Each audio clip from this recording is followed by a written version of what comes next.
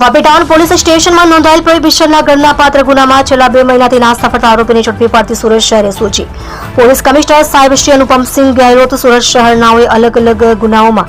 નાસ્તા ફરતા આરોપીઓ શોધી કાઢવા આપેલ સૂચના અનુસાર સંયુક્ત પોલીસ કમિશનર શ્રી રાઘવેન્દ્ર વત્સ ક્રાઇમ નાયબ પોલીસ કમિશનર શ્રી રાજદીપસિંહ નકુમ એસઓજીના માર્ગદર્શન હેઠળ પોલીસ ઇન્સ્પેક્ટર એસઓજીનાઓની સૂચના મુજબ નીચે મુજબની કામગીરી કરવામાં આવેલ છે. ઉપરોક્ત સૂચના અંતર્ગત એસઓજીની ટીમના માણસો સુરત શહેર વિસ્તારમાં પેટ્રોલિંગમાં હતા. એ દરમિયાન હેડ કોન્સ્ટેબલ જીતેન્દ્રસિંહ પ્રવીણસિંહ તથા હેડ કોન્સ્ટેબલ જીતેન્દ્રસિંહ રણજીતસિંહ મળેલ બાતમી અઠવા તલાવડી રોડ ચિંગા સર્કલ પાસે જાળમાંથી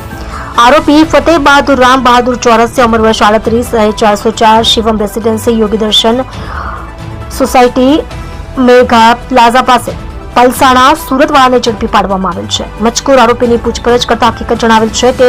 ગઈ તારીખ 20/11/2024 કલાક 12:30 થી 14:45 સુધી વડેરા ચેકપોસ્ટ નજીક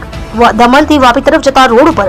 12 ટાયર વાળું ટોરસ ટેલર જેનો રજિસ્ટર્ડ નંબર GJ19U8806 નો હતો, જેના પાછળના ભાગે બંધ બોડીના કન્ટેનરમાં ભારતીય બનાવટના વિદેશી દારૂની કુલ બાટલી નંગ 3492 કિંમત ₹6,83,400 નો તથા મોબાઈલ ફોન નંગ 2 મળી કુલ કિંમત ₹11,85,400 ના મુદ્દામાલ સાથે કન્ટેનર ચાલક મુકેશ તથા ક્લીનર રામકરણ નાઓ સ્થળ ઉપરથી પકડાયેલ ગયેલ, જેમાં પોતે પ્રોહિબિશનનો જથ્થો ભરવા માટે વાહન પૂરું પાડેલ હોવાની હકીકત જણાવેલ. મજકૂર આરોપી વિરુદ્ધ કાયદેસરની કાર્યવાહી કરી તેની આગળની તપાસ અર્થે વાપી ટાઉન પોલીસને સોંપી આપેલ છે. તમે જોઈ રહ્યા છો ગુજરાત સમ્રાટ news channel, chief editor Bhavesh પાટીલની સાથે.